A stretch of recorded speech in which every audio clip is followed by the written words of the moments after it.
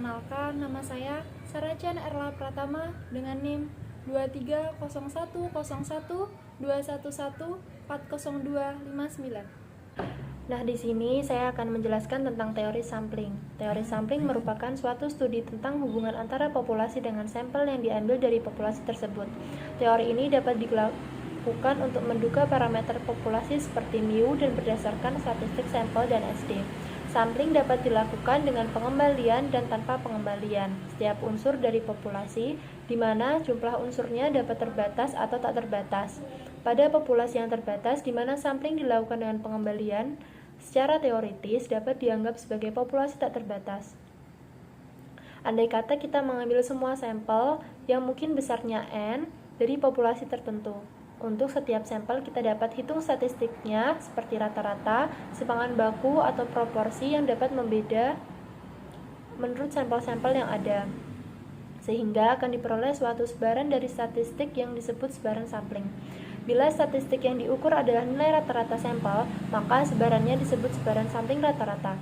Demikian juga sebaran sampling simpangan baku dan sebaran sampling proporsi. Sampling rata-rata adalah distribusi probabilitas yang berisi daftar semua rata-rata sampel yang mungkin jika kita mengambil sejumlah sampel dari populasi beserta dengan probabilitas setiap rata-rata sampel. Peluang statistika disebut dengan distribusi sampling. Distribusi sampling dari rata-rata sampel akan sama dengan distribusi normal ataupun bentuk awal dari distribusinya. Distribusi sampling yang dibangkitkan dari dua distribusi tersebut semuanya berdistribusi normal, berapapun ukuran sampelnya. Distribusi normal merupakan salah satu distribusi peluang yang penting dan sering digunakan karena bentuk kurva normal menyerupai lonceng yang menunjukkan keseimbangan antara luas, rata-rata, kanan, dan ke kiri masing-masing mendekati 50%, dan distribusi normal memiliki satu modus sehingga hanya terdapat satu titik puncak. Bentuk kurva distribusi normal dipengaruhi oleh dua parameter yaitu simpangan baku dan rata-rata.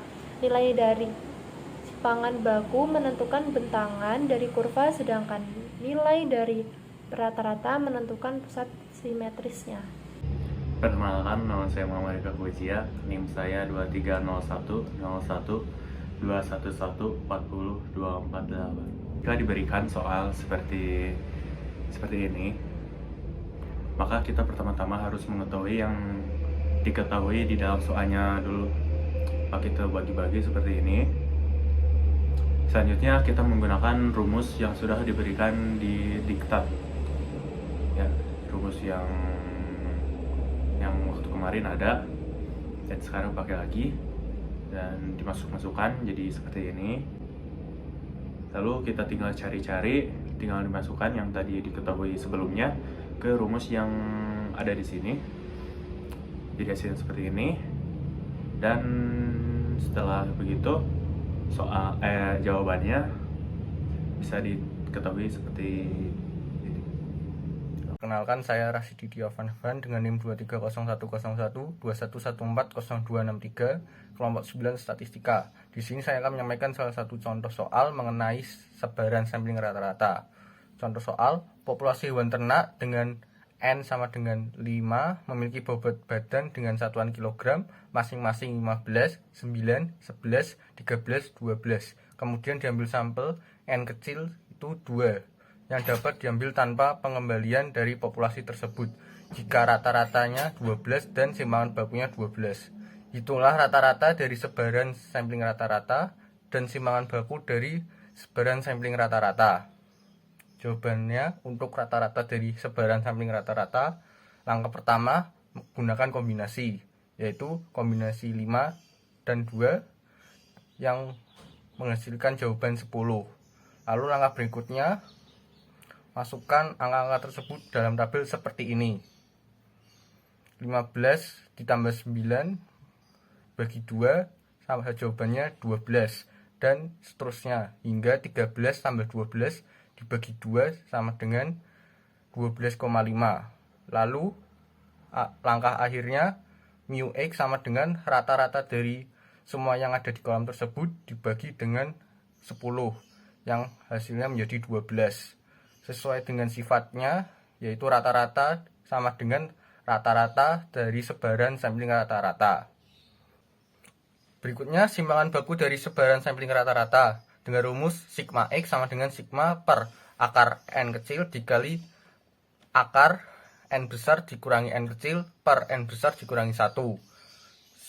Lalu dimasukkan ke dalam rumusnya angka-angkanya menjadi sigma X sama dengan 2 per akar 2 dikali akar 5 dikurangi 2 per 5 kurangi 1 dengan jawaban 1,22474. Perkenalkan, nama saya Malikul Hafiz Pradipta dengan NIM 23010121140257. Di sini saya akan menyampaikan contoh soal sampling rata-rata.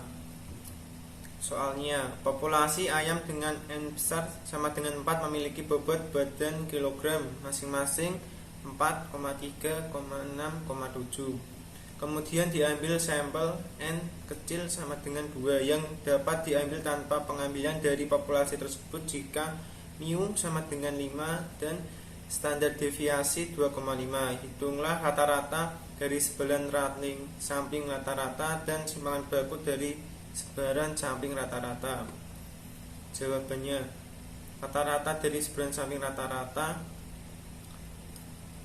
4 kombinasi 2 sama dengan 4 faktorial per 2 faktorial dalam kurung 4 kurangi 2 faktorial sama dengan 6. Sesuai sifatnya bahwa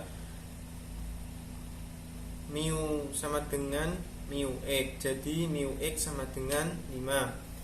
Simpangan baku dari sebaran sampling rata-rata. Standar deviasi X sama dengan standar deviasi per akar N kecil dikali akar N besar kurangi N kecil per N besar kurangi 1. Standar deviasi X sama dengan 2 per akar 2 kali akar 4 kurangi 2 per 4 min 1 sama dengan 1,155. Terima kasih.